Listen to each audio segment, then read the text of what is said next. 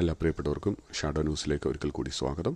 കഴിഞ്ഞ വീഡിയോയിൽ നമ്മൾ ഹസൻ നസറുള്ളയുടെ മരണത്തെക്കുറിച്ചുള്ള കൺഫർമേഷൻ നമ്മൾ അപ്ഡേറ്റ് ചെയ്യുകയുണ്ടായി. ഇപ്പോൾ കൂടുതൽ വ്യക്തമായിട്ടുള്ള തെളിവുകൾ പുറത്തേക്ക് വന്നിരിക്കുകയാണ്. ഇസ്രായേൽ മിലിറ്ററി തന്നെ അത് കൺഫേം ചെയ്തിരിക്കുന്നു. അതുപോലെ തന്നെ ഹിസ്ബുള്ളയും അത് കൺഫേം ചെയ്തിരിക്കുകയാണ്, തങ്ങളുടെ നേതാവ് കൊല്ലപ്പെട്ടിരിക്കുന്നു എന്നുള്ളത്. അദ്ദേഹത്തോടൊപ്പം തന്നെ ഞാൻ കഴിഞ്ഞ വീഡിയോയിൽ പറഞ്ഞതുപോലെ തന്നെ ഹിസ്ബുള്ളയുടെ പല ഉന്നത നേതാക്കളും അതുപോലെ ഇറാൻ്റെ പല സൈനിക നേതാക്കളും അതിൽ പെട്ടിരുന്നു എന്നാണ് നമുക്ക് മനസ്സിലാക്കുവാൻ സാധിക്കുന്നത്. വളരെ ഒരു നാശനഷ്ടമാണ് അവർക്കവിടെ ഉണ്ടായിരിക്കുന്നത്. പ്രത്യേക ഇസ്രായേലിൻ്റെ ചരിത്രത്തിൽ തന്നെ വലിയൊരു വിജയമാണ് ഈ നസറുള്ളയെ കൊന്നതിൽ കൂടി അവർ നേടിയിരിക്കുന്നത്. നമുക്കറിയാം, ഏകദേശം 30-32 വർഷമായിട്ട് ഹിസ്ബുള്ളയുടെ തലവനായിട്ട് വളരെ ശക്തനായിട്ടുള്ള ആത്മീയ നേതാവും സൈനിക നേതാവും അതുപോലെ തന്നെ അറബ് മേഖലകളിൽ വളരെ സ്വാധീനമുള്ളതായിട്ടുള്ള ഒരു വ്യക്തിയായിരുന്നു ഈ ഹസൻ നസറുള്ള. അദ്ദേഹത്തിൻ്റെ കൊലപാതകം ഇസ്രായേലിന് വലിയൊരു വിജയവും അതുപോലെ തന്നെ ഹിസ്ബുള്ളയ്ക്ക് വലിയൊരു നഷ്ടവുമാണ് എന്ന് നമുക്ക് മനസ്സിലാക്കുവാനായിട്ട് സാധിക്കുന്നുണ്ട്. അതിലേറ്റവും രസകരമായിട്ടുള്ളത് ഈ ഒരു കൊലപാതകത്തിന് വേണ്ടി തിരഞ്ഞെടുത്ത സമയവും സ്ഥലവും ഒക്കെ മൊസാദിൻ്റെ പ്ലാനിൽ പെടുന്നതായിരുന്നു എന്ന് നമ്മൾ മനസ്സിലാക്കേണ്ടതായിട്ടുണ്ട്. നമുക്കറിയാം, കഴിഞ്ഞ ദിവസം ഞാൻ വീഡിയോയിൽ പറയുകയുണ്ടായി, ബെഞ്ചമിൻ നെതന്യാഹു ന്യൂയോർക്കിലെ ഐക്യരാഷ്ട്രസഭയെ അഭിസംബോധന ചെയ്യുവാൻ വേണ്ടി കടന്നുപോയിട്ടുണ്ടായിരുന്നു. എന്നാൽ താൻ അവിടേക്ക് പോകുവാൻ വേണ്ടി ആഗ്രഹിച്ചതോ അല്ലെങ്കിൽ ആ രീതിയിൽ അവരുടെ ക്യാബിനറ്റ് പോകുവാൻ വേണ്ടി തീരുമാനിച്ചതോ അല്ലായിരുന്നു, അദ്ദേഹത്തെ അവിടേക്ക് അയക്കുവാൻ വേണ്ടി തീരുമാനിച്ചതോ അല്ലായിരുന്നു. എന്നാൽ അവസാന നിമിഷമാണ് താൻ ആ പ്ലാൻ ചേഞ്ച് ചെയ്ത് അവിടേക്ക് പോകാമെന്ന് തീരുമാനിച്ചത്. അത് ഈ നസറുള്ളയെ കൊല്ലുവാൻ വേണ്ടി ഒരു പ്ലാനിൻ്റെ ഭാഗമായിരുന്നു എന്നാണ് ഇപ്പോൾ പുറത്തു വരുന്നതായിട്ടുള്ള റിപ്പോർട്ട്. കാരണം ബെഞ്ചമിൻ നെതന്യാഹു അവിടേക്ക് യാത്ര ചെയ്യുമ്പോൾ ഇസ്രായേൽ സൈന്യത്തിൻ്റെയും ഇൻ്റലിജൻസിൻ്റെയും ശ്രദ്ധ അവിടേക്ക് പോകുമെന്നും ആ സമയം ഉപയോഗിച്ച് നമുക്ക് ഇവിടെ ഒന്നിച്ചുകൂടി പുതിയ പ്ലാനുകൾ അവർക്ക് അത് പ്ലാൻ ചെയ്യാൻ പറ്റുമെന്നാണ് അവരെ ഉദ്ദേശിച്ചിരുന്നത്. അതുതന്നെയാണ് മൊസാദും കണക്ക് കൂട്ടിയത്.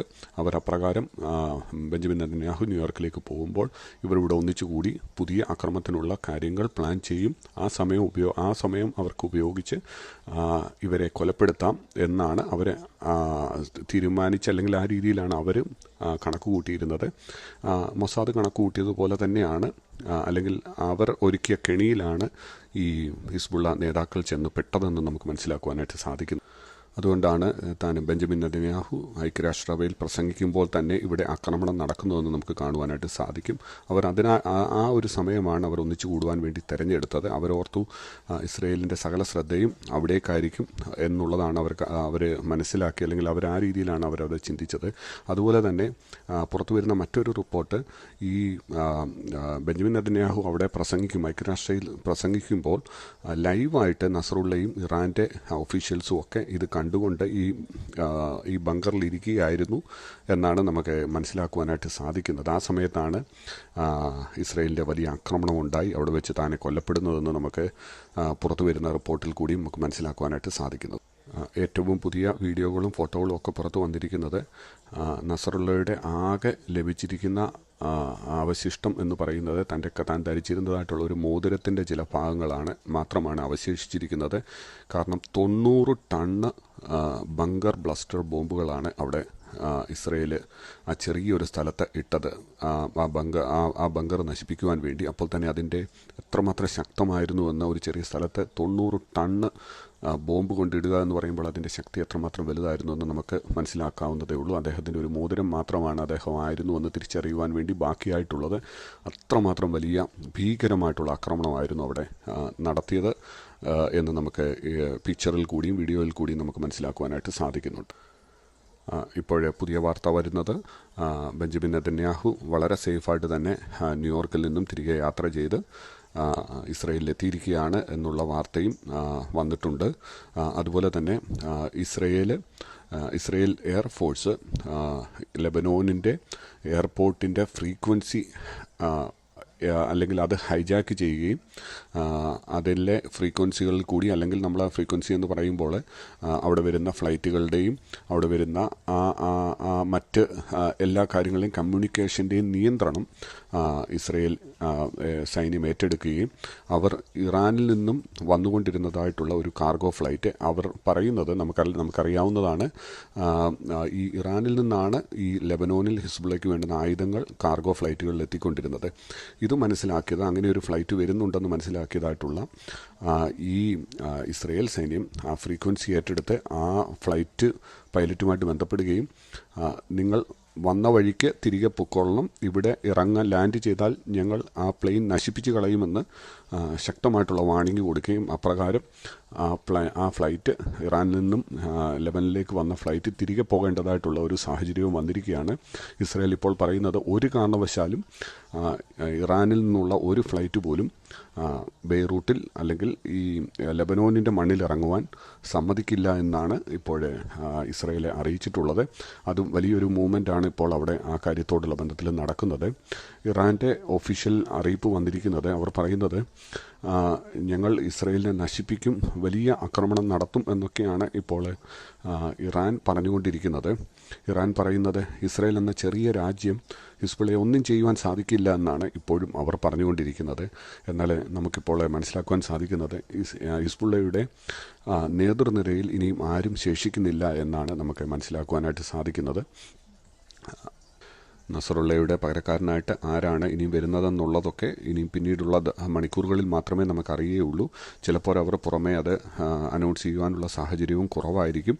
കാരണം ഇസ്രയേൽ ആര് വരുന്നോ അവരെ ടാർഗറ്റ് ചെയ്ത് കൊല്ലുക എന്നുള്ള ഒരു സ്ട്രാറ്റജിയിലേക്കാണ് ഇസ്രയേൽ പോയിരിക്കുന്നത്. ഇപ്പോൾ തന്നെ ബെയ്റൂട്ടിൻ്റെ എല്ലാ ഭാഗങ്ങളിലും ഈ സമയങ്ങളിലും വലിയ ആക്രമണം നടത്തിക്കൊണ്ടിരിക്കുകയാണ് ഇസ്രയേൽ. തിരഞ്ഞു പിടിച്ച ആയുധങ്ങൾ സംഭരിച്ചിരിക്കുന്ന വീടുകൾ നശിപ്പിച്ചുകൊണ്ടിരിക്കുകയാണ്. എത്രയും താമസിക്കാതെ തന്നെ കരസേനയും അവിടേക്ക് പ്രവേശിക്കുമെന്നാണ് നമുക്ക് അൺഒഫീഷ്യലായിട്ടുള്ള വിവരം നമുക്ക് ലഭിച്ചുകൊണ്ടിരിക്കുന്നത്. വരും മണിക്കൂറുകളിൽ നമുക്കതിൻ്റെ കൂടുതൽ വ്യക്തത വരുന്നതായിരിക്കും. അതിനിടയ്ക്ക് മറ്റൊരു വാർത്ത വന്നത്, ഇറാൻ്റെ സുപ്രീം ലീഡർ അയത്തുള്ള ഖൊമേനി രഹസ്യ സങ്കേതത്തിലേക്ക് മാറിയിരിക്കുകയാണ്. ഇറാൻ്റെ ഇൻ്റലിജൻസ് പറയുന്നത് അടുത്തത് ഖൊമേനിയെ ചിലപ്പോൾ ആക്രമിക്കുവാനുള്ള സാഹചര്യം ഉണ്ട് എന്നുള്ളൂ മനസ്സിലാക്കി ഖൊമേനിയെ വളരെ സുരക്ഷയോടുകൂടി രഹസ്യ സങ്കേതത്തിലേക്ക് മാറ്റിയിരിക്കുന്നു എന്നാണ് ഏറ്റവും പുതിയ റിപ്പോർട്ട് വന്നിരിക്കുന്നത്. ഇതൊക്കെ കാണുമ്പോൾ ഈ ഇസ്രയേൽ എന്ന് പറയുന്ന ഈ ചെറിയ രാജ്യം അവിടെയുള്ള അവർക്ക് ചുറ്റും കിടക്കുന്ന അവരുടെ ശത്രുക്കൾക്കെതിരെ എത്ര ഭീതിയാണ് അവരുടെ ഉള്ളിലേക്ക് ഇപ്പോൾ ഇസ്രയേൽ ഇട്ടിരിക്കുന്നതെന്ന് നമുക്ക് മനസ്സിലാക്കുവാനായിട്ട് സാധിക്കും. ഞാൻ പലപ്പോഴും പറയാറുണ്ട്, ഈ ചാനൽ തന്നെ ഞാൻ പലപ്പോഴും ബിബ്ലിക്കലുമായിട്ട് ചേർത്ത് ഞാൻ പലപ്പോഴും പറയാറുണ്ട്. ഇവിടെ നമുക്ക് ഇതൊക്കെയും കാണുമ്പോൾ ബൈബിളിലെ ഒരു വാക്യം എൻ്റെ മനസ്സിലേക്ക് കടന്നു വരികയാണ്. ഇസ്രയേലിൻ്റെ പരിപാലകൻ മയങ്ങുന്നില്ല, ഉറങ്ങുന്നില്ല എന്നുള്ള ഒരു വാക്യം കൂടി എൻ്റെ മനസ്സിലേക്ക് വരികയാണ്. ഇത്രയും ചെറിയൊരു രാജ്യം അവരുടെ ആ ഒരു നിലനിൽപ്പിന് വേണ്ടിയുള്ള പോരാട്ടത്തിൽ അവരെക്കാൾ എത്രയോ വലിയ ശക്തിയും എണ്ണത്തിലൊക്കെ വലുപ്പമായിരിക്കുന്ന രാജ്യങ്ങളെയും ശത്രുക്കളെയൊക്കെയാണ് അവർ ഒറ്റയ്ക്ക് നിന്ന് നേരിട്ടുകൊണ്ട് അവരെ തകർത്ത് കളയുന്നതെന്ന് നമുക്ക് മനസ്സിലാക്കുവാനായിട്ട് സാധിക്കും. വലിയ രാജ്യങ്ങൾക്ക് പോലും സാധിക്കാത്ത വലിയ നേട്ടമാണ് ഇസ്രയേൽ എന്ന ചെറിയ രാജ്യം അവിടെ നേടിക്കൊണ്ട് ഇരിക്കുന്നതെന്ന് നമുക്ക് മനസ്സിലാക്കുവാനായിട്ട് സാധിക്കുന്നത്. വരും ദിവസങ്ങളിൽ കൂടുതൽ കലുഷിതമായിട്ടുള്ള ഒരു സാഹചര്യത്തിൽ കൂടിയാണ് മിഡിൽ ഈസ്റ്റിൽ കടന്നു പോകുന്നത്. വരുന്ന ദിവസങ്ങളിൽ എന്താണ് നടക്കുന്നതെന്ന് ആർക്കും പ്രെഡിക്റ്റ് ചെയ്യുവാൻ പറ്റാത്ത രീതിയിലാണ് കാര്യങ്ങൾ മുൻപോട്ട് പോകുന്നത്. കഴിഞ്ഞ ദിവസങ്ങളിൽ നമ്മൾ സീസ് ഫയറിനെ കുറിച്ചൊക്കെ കേൾക്കുകയുണ്ടായി. അതും ഇപ്പോൾ മനസ്സിലാക്കുവാൻ സാധിക്കുന്നത് ഇസ്രയേലിൻ്റെ ഒരു പ്ലാനായിരുന്നു. ഹിസ്ബുള്ളയുടെ ശ്രദ്ധയൊക്കെ മാറ്റുവാൻ വേണ്ടിയുള്ള ഒരു പ്ലാനായിരുന്നു. അവരിതെല്ലാം കണക്ക് കൂട്ടിയിരുന്നു. ബെഞ്ചമിൻ നെതന്യാഹുവിൻ്റെ ന്യൂയോർക്കിലേക്കുള്ള യാത്രയും അതുപോലെ സീസ് ഫയറിനെ കുറിച്ചുള്ള ടോക്കും ഒക്കെ ഈ ഒരു ആക്രമണത്തിന് മുൻപോടിയായിട്ടുള്ള ഒരു പ്ലാൻ ആയിരുന്നു എന്ന് നമുക്ക് മനസ്സിലാക്കുവാനായിട്ട് സാധിക്കും. തീർച്ചയായിട്ടും കൂടുതൽ അപ്ഡേറ്റുമായിട്ട് ഞാൻ നിങ്ങളുടെ മുൻപിലേക്ക് വീണ്ടും വരുന്നതായിരിക്കും. അതുവരെ എല്ലാ പ്രിയപ്പെട്ടവർക്കും നന്ദി, നമസ്കാരം.